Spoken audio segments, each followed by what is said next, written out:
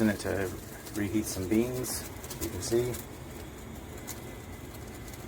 making different kinds of food tonight, and this pot is working really well. So far, so good. I like it. The color's nice.